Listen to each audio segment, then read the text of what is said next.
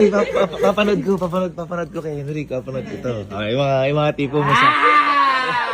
Yung mga tipo mo sa lalaki, kasi naliligaw si Henry, di ba? Ano yung mga tipo mo sa lalaki? Para ba? Ito lang naman yung gusto ko. Ha? Tatlo, yan. Siyempre, una. Oh. Una. Tatlo, Sir Henrik Alcantara. Tatlo.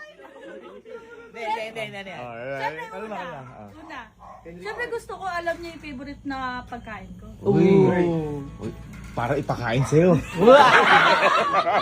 Para pakain ko. Eh, napanood ko kay Henry to. Kainin mo. So, kakainin ko. Pangalawa. Pangalawa. Gusto ko yung yung maikli lang buhok. Eh, si Henrik, di ko na makita yung mukha eh. Saba Sobrang naman. haba ng buhok niya. Ba't gusto mo yung clean look na siya. Ba't gusto mo makita yung mukha? Eh, para mas lalo ko siya makita. Yung? Yung mukha niya. Yung?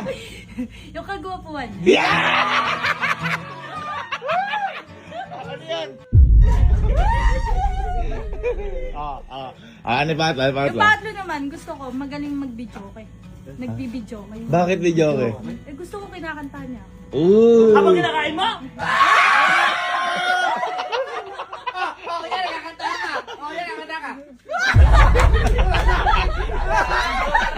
Sarado! Bakit naman, ba't naman video ka eh?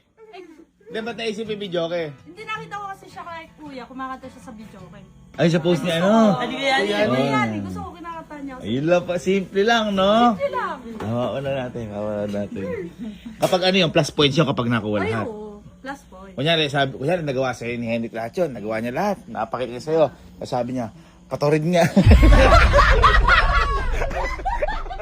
Ang bilis. Boy, simple lang pala yung gusto eh. Gusto yung, alam yung favorite food? Short hair. At saka magaling mag-video eh. Hindi nakasalamin. Hindi nakasalamin. Ay, oo nga pala ano. Ano ba gusto mo? Kahit pa pa, nakasalamin o di nakasalamin? Ay, gusto mo ba? Alamin. Ay, nakasalamin. Gusto mo malabo yung mata? Specific naman. Gusto mo ba yung mga 5'8 yung height? Sige. Ready? Ako. Mahaba. Sabihin natin ito kay Henrik sa'yo. Yung height.